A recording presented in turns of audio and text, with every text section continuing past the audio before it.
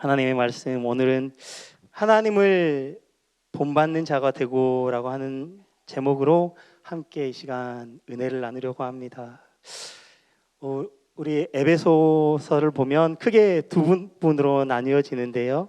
먼저는 1장과 3장의 말씀, 그리고 4장과 6장의 말씀으로 나뉘어지게 됩니다. 1장과 3장은 크게 교리적인 부분입니다. 이 부분에서 그리스도의 정체성에 대해서, 그리고 하나님에 대해서, 하나님께서 우리에게 주시는 복에 대해서, 그리고 그리스도 안에서 하나됨에 대해서, 그리스도 안에 있는 그 비밀에 대하여 알려주고 있는 말씀입니다.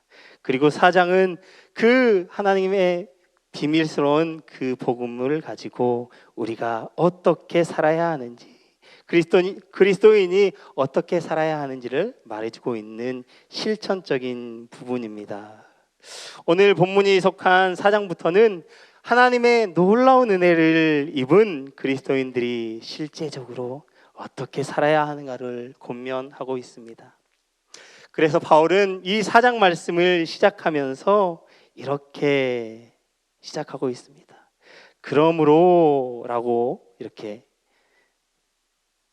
그러므로 주 안에서 갇힌 내가 너희를 권하노니 라고 이렇게 시작하고 있습니다.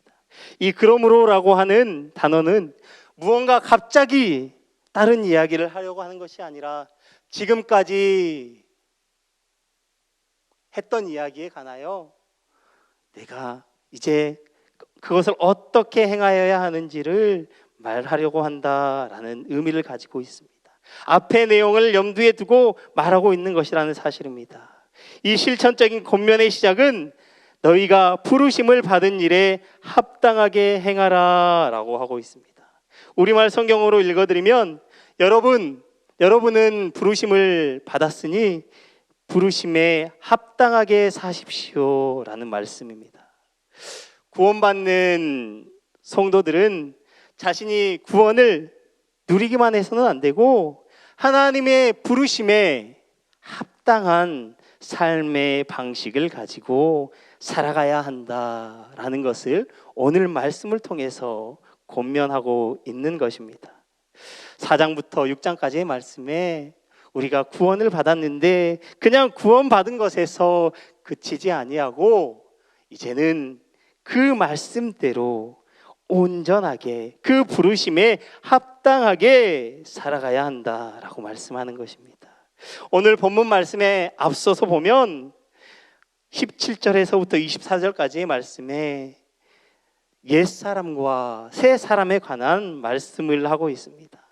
다시 말하면 이전에 행했던 삶과 이제는 구원받고 그리스도인으로서의 삶을 말씀하고 있습니다. 그러면서 하나님을 본받는 자로서 부르심에 합당한 삶이 어떠한 삶인지를 오늘 본문 말씀에 말씀하고 있습니다. 바울이 이전의 삶과 구원받은 삶에 대하여 말씀하면서 두 가지를 권면하고 있습니다. 한 가지는 하지 말라라고 하는 말씀과 한 가지는 이것은 하라라고 하는 말씀입니다. 그러면서 새 사람으로 창조된 성도로서 구체적으로 살아가야 할 모습을 오늘 말씀을 통해서 제시하고 있습니다. 옛사람을 버리고 이제 새 사람을 입을 것을 명령한 바울은 첫째로 거짓을 버리고 참된 것을 말하라 라고 말씀합니다. 그리스도를 따르는 거룩한 삶을 실천하기 위해서는 먼저 거짓말을 버리고 참되고 선한 말을 하는 삶을 살아야 합니다.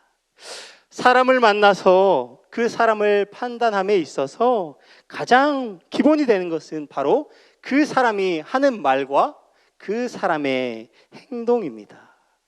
오늘날 사람들은 매우 폭력적이고 선정적인 말들을 사용하며 살아갑니다. 종종 믿지 않는 친구들을 만나는 경우가 있습니다. 그런데 그들과 대화를 나누다 보면 그들의 말이 매우 폭력적이고 매우 선정적이다라고 하는 것입니다. 심지어는 때로는 듣기가 거북할 정도로 그리고 민망한 말을 많이 사용합니다. 그리고 어떨 때는 자신의 이익을 추구하기 위해서 거짓말을 하고 속임수를 쓰기도 합니다. 이런 이야기를 들을 때면 친구이기는 하지만 그들에 대한 신뢰가 떨어지는 게 사실입니다. 그렇게 그리스도인으로서 성도다움을 나타낼 수 있는 것 또한 바로 이 말과 이 행동에서 시작된다라고 하는 사실입니다. 세상의 사람들이 우리를 판단할 때 무엇을 보고 판단합니까? 우리가 내뱉는 말, 우리가 하는 행동을 통해서 우리를 평가하고 우리에 대하여 결론을 내립니다. 우리 교회를 평가합니다. 그래서 그리스도인이라고 하는 우리들의 말과 행동은 그들이 하는 상처 주는 말과 다른 오직 덕을 세우는 것이어야 한다라고 오늘 본문 말씀에 이야기하고 있습니다. 상대방이 화낸다고 해서, 상대방이 짜증낸다고 해서, 상대방이 나를 속인다고 해서 나도 같이 화내고 짜증내고 상대방을 속이고 욕설을 내뱉는다면 그게 그리스도인으로서 무슨 덕이 되겠습니까? 무슨 은혜를 끼칠 수가 있겠습니까? 여러분, 성도의 온전한 삶은 바로 이 말과 행동의 온전함에서 시작된 줄 믿으시기 바랍니다. 만약 우리의 언어가 이 성령의 다스림을 받지 못한다면 이 성도의 삶 전체의 진실성이 그리고 정직성을 잃어버리게 된다라고 하는 것입니다. 우리의 말과 우리의 행동이 잘못되어져 가고 있는데 어떠한 사람이 우리를 보고 우리가 그리스도인이구나, 우리가 전하는 복음을 받아들일 수 있겠습니까? 사랑하는 성도 여러분, 우리가 말을 잘못 사용할 때, 언어를 잘못 사용할 때 우리 자신뿐만이 아니라 우리 공동체를 혼란스럽게 한다라는 것을 잊지 않으셨으면 좋겠습니다. 그러므로 우리는 우리가 하는 말과 행동으로써 우리의 형제들을, 우리의 지체들을 세워주고 우리의 공동체를 세워나갈 수 있도록 훈련하는 자들이 되어야 할 것입니다.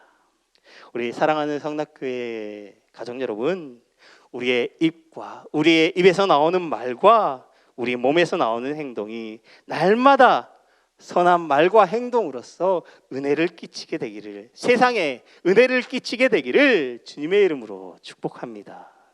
그리고 두 번째로 사도 바울이 말하는 것은 마귀에게 틈을 주지 말라라고 말씀합니다. 오늘 26절 27절 말씀에 이렇게 말씀합니다. 분을 내어도 죄를 짓지 말고 해가 지도록 분을 품지 말라. 마귀에게 틈을 주지 말라라고 말씀하고 있습니다. 바울은 마귀에게 틈을 주지 않도록 분을 내어도 해가 지도록 품지 말고 악을 행하지 말고 자신의 손으로 수고하여 선한 일을 해야 한다라고 말씀합니다. 쉽게 말하면 분노로 인해 마귀에게 틈을 주지 말고 죄를 짓지 말라고 하는 것입니다. 바울은 성도들에게 새 사람이 되었으니 도둑질하거나 남을 속이거나 남의 소유를 취하는 옛 사람의 모습으로 돌아가지 말고 이제는 새 사람으로서 거룩하게 마귀에게 틈을 주지 말고 죄 짓지 말고 살아가라 라고 말씀합니다. 심지어 마귀의 올무가 될 수 있는 분노조차도 우리 마음에 품지 말라라고 말씀합니다. 아무리 작은 분노일지라도 그 분노가 우리 마음 가운데 자리 잡게 되면 그 작은 씨앗이 점점 자라나 커다란 틈을 만들게 된다는 것입니다. 우리로 하여금 죄를 짓게 만든다라는 사실입니다. 이렇게 마음에 분노를 품고 있으면 그 사람의 마음이 병들게 되고 다른 사람들과의 관계 또한 병들게 되어집니다. 아주 좋지 않은 영향을 주게 되어집니다. 그러므로 우리 마음에 분노를 자리 잡지 못하게 해야 하는 것입니다. 여러분, 내 옆에 앉아 있는 사람을 향해서 분노를 품고 있다고 하면 그 사람을 사랑할 수 있겠습니까? 여러분, 우리 가정에서 원수가 누굽니까? 나에게 분노를 품게 하는 사람이 누구입니까? 가장 가까운 사람들 아니십니까? 같이 옆에서 이불 덮고 자고 같이 밥 먹고 그러는 사람들 아니십니까? 여러분, 그런데 그러한 분노까지도 품지 말라라고 하는 것입니다. 왜요? 그것으로 인해 다툼이 일어나고 미움이 생겨나기 때문입니다. 사랑하는 성도 여러분, 그 어떠한 씨앗도, 죄의 씨앗도 주지 마시기 바랍니다. 마귀는 이 작은 틈을 노려 우리를 넘어뜨리게 하고 우리의 공동체를 혼란스럽게 하는 것입니다. 자신의 유익만을 구하다 보면 남의 것을 취하기 위해 자신도 모르게 해를 끼치는 삶을 살게 되어집니다. 여러분, 그런데 성도는 어떠한 사람입니까? 해를 끼치는 사람이 아니라 남을 이롭게 하는 사람이 되어야 할 줄 믿습니다. 여러분, 이 남을 이롭게 하는 것은 단순한 외침이 아닙니다. 예수님께서 바로 우리를 위해 몸소 행하신 것을 우리가 기억하셨으면 좋겠습니다. 여러분, 예수님께서 우리를 이롭게 하시기 위해서 어떻게 하셨습니까? 바로 십자가에서 달려 죽으셨습니다. 십자가에서 죽으심으로 우리를 구원하신 줄 믿습니다. 우리의 생명을 죄에서 생명으로 옮기신 줄 믿습니다. 여러분, 우리의 삶은 예수님이 고려했던 것처럼 남을 위해 수고하는 삶, 헌신하는 삶을 살아가야 하는 것입니다. 28절 말씀에 자기 손으로 수고하여 선한 일을 하라라고 말씀하는데 그 앞에 붙어진 수식어가 있습니다. 돌이켜 가난한 자에게 구제할 수 있도록이라고 말씀합니다. 사랑하는 성도 여러분, 우리 그리스도인의 삶은 구제하고 다른 사람을 이롭게 하고 은혜를 끼치고 덕을 끼치는 삶인 것을 기억하시기 바랍니다. 그것이 바로 우리를 구원하신 하나님의 계획이시며 뜻인 줄 믿으시기 바랍니다. 그리고 세 번째로 성령님을 기뻐하는 삶을 살라라는 것입니다. 31절 32절 말씀에 이렇게 말씀하는데요. 너희는 모든 악독과 분냄과 떠드는 것과 비방하는 것을 모든 악의와 함께 버리고 서로 친절하게 하며 불쌍히 여기며 서로 용서하기를 하나님이 그리스도 안에서 너희를 용서하심과 같이 하라라고 말씀합니다. 사랑하는 성도 여러분, 하나님께서는 우리로 하여금 성령님을 기쁘시게 하는 삶을 살라라고 말씀합니다. 우리 사랑받을 수 없는 자격을 가진 우리에게 우리는 사랑받을 자격이 없는 자들입니다. 그런데 그 하나님께서 우리에게 하나님의 사랑을 보여주셨듯이 우리가 사랑이 필요한 곳에, 약한 자가 있는 곳에, 가난한 자가 있는 곳에 그리스도의 사랑을 나누고 전해야 하는 것을 우리가 잊지 않으셨으면 좋겠습니다. 우리 안에 있는 것들을 다 벗어버리고 하나님이 우리를 용서하셨고 또 우리에게 친절을 베푸셨던 것처럼 우리 또한 성령에 힘입어 성령을 근심케 하는 것이 아니라 성령을 기쁘시게 하는 자들이 되어야 합니다. 여러분, 하나님의 은혜를 입은 자로서 이제는 그리스도 안에서 그 은혜를 베푸는 자들이 되시기를 주님의 이름으로 축복합니다. 그 하나님의 은혜를 입은 자가 그것을 베풀며 나누는 삶을 살 때 성령님이 우리 안에 계셔서 기뻐하실 줄 믿습니다. 사랑하는 성낙교회 성도 여러분, 여러분들은 하나님을 본받는 삶을 살아가고 계십니까? 바울은 하나님의 사랑을 받은 성도들에게 하나님을 본받는 자, 그리스도에게 행하신 것을 따라 행하는 자가 되라고 권면합니다. 여러분, 하나님을 본받는 삶은 살아간다는 것은 다시 말하면 그리스도 안에서 그를 따라가며 그가 행하신 길을, 그의 모습을 닮아가는 삶을 살아간다는 것입니다.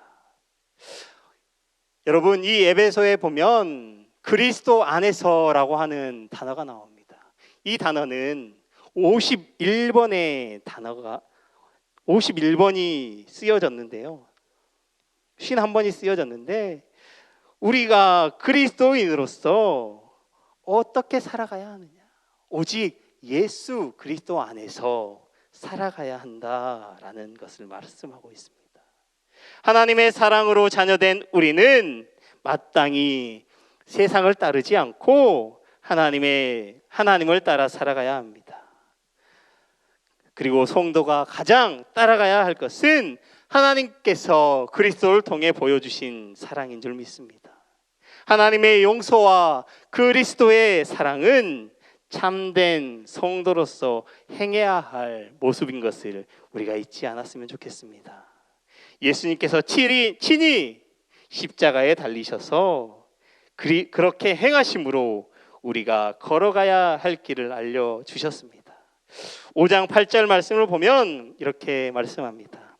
너희가 전에는 어둠이더니 이제는 주 안에서 빛이라, 빛의 자녀들처럼 행하라 라고 말씀합니다. 여러분, 우리가 구원받기 이전에는 어둠에 거하는 자들이었습니다. 그런데 예수님께서 십자가에서 우리를 향하여 행하여 주셨던 것처럼, 우리의 길을 보여주셨던 것처럼 이제는 우리가 세상의 빛이라라고 말씀합니다. 그리고 말씀하시기를 빛의 자녀처럼 행하라 라고 말씀합니다. 우리는 세상의 빛으로 살아가야 합니다. 빛의 자녀들로 살아가야 합니다. 여러분, 빛의 자녀로 살아간다는 것이 무엇을 의미합니까? 여러분, 그것은 바로 하나님께 영광 돌리는 삶이다라는 것입니다. 사랑하는 성도 여러분, 우리가 그리스도인으로서 가장 먼저 해야 할 것은 하나님께 영광 돌리는 삶인 줄 믿습니다. 우리가 살고 있는 이 자리에서 하나님을 본받아서 하나님의 자녀답게 그리스도 안에서 하나님의 사랑을 행하고 하나님의 사랑을 베풀고 오직 하나님께 영광 돌리며 살아가시기를 주님의 이름으로 축복합니다.